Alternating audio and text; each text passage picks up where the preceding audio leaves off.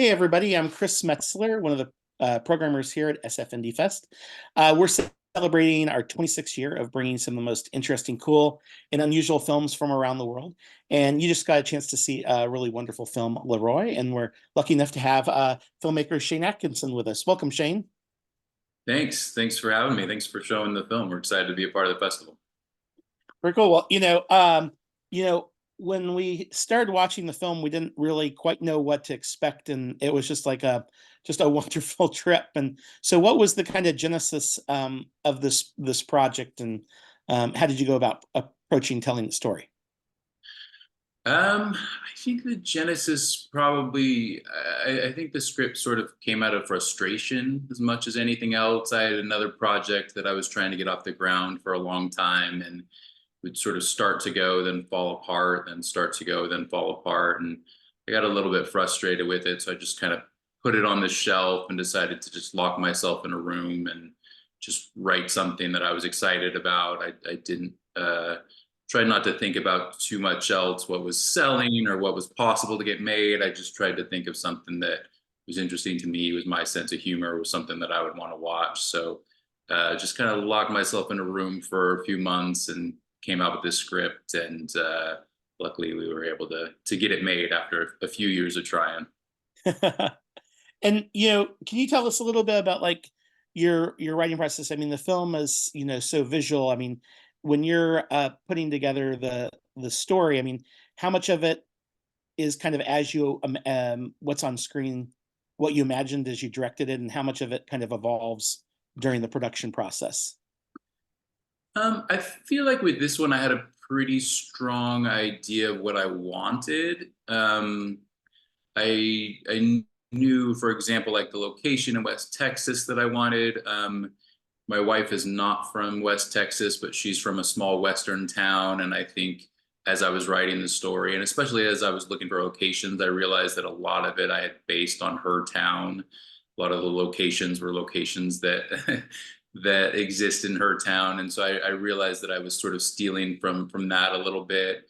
But then, we had to pivot a lot when it came to the production for tax incentive reasons. We shot most of it in New Mexico. So everything with cast is shot in New Mexico. Everything, or a lot of like the landscapes and storefronts and stuff are in Texas. We went to Texas for a couple of days and did that. And West Texas has this very distinct flavor to it with the old signage and architecture. So trying to capture that in another state on a limited budget is a bit of a challenge. So we did the best we could, but, we definitely had to pivot a bit just based on, what was possible with the time and resources that we had. So I had a pretty strong vision of it, but tried to be flexible, to what we had and make the most of it. As a filmmaker, is there like a certain kind of style or approach that you bring to each project, or does it kind of change based on the story? Or Um, I think since I write my own stuff, it really just starts with the script. I try not to put too much on top of it. Like I try to just look at the script, which I know very well since I'm the one that wrote it, and just try to figure out what the script needs, what it calls for. Just try to like let the visuals emerge from the story as opposed to trying to find something cool or something interesting to put on top of it. So I really just I think in just subconsciously, my mind starts to work a little bit visually while I'm writing, but I try not to think about that too much. And when it comes time to put the script down and start to put some visuals together and plan out some shots, I just try to go through the script in detail and figure out, okay, this is a turn in the scene here. What does a turn like this look visually, and just try to let it all emerge from the story and the characters and whatever's going on the page. Mason, if I remember right, you grew up in the East Bay in Martinez, is that right? Yep, Martinez, California. Born and raised. Actually, I was born in Walnut Creek, but raised in Martinez, Alhambra High School. How did your childhood growing up there, do you think that did it influence you at all in the way that you kind of approached being a filmmaker, or did you know you wanted to be a filmmaker when you were here? I think growing up in the Bay Area probably had a lot to do with it because, and I know like everywhere, it's not quite the same. Indie movie theaters are struggling a bit, but there were so many great indie movie theaters around growing up. And my family was a big movie watching family. My parents are big movie people, and so they would take us to big blockbusters, but also like, foreign films and indie films, art house stuff. And so I just grew up going to movies and just seeing a lot of different kinds of movies and just being a big movie fan. I never really thought that I would actually try to make movies. It never really occurred to me that that's something that would be possible. But I definitely grew up with that exposure, and there was just so much of it and so much to see growing up in the Bay Area. So I think that probably had a lot to do with me ending up making movies.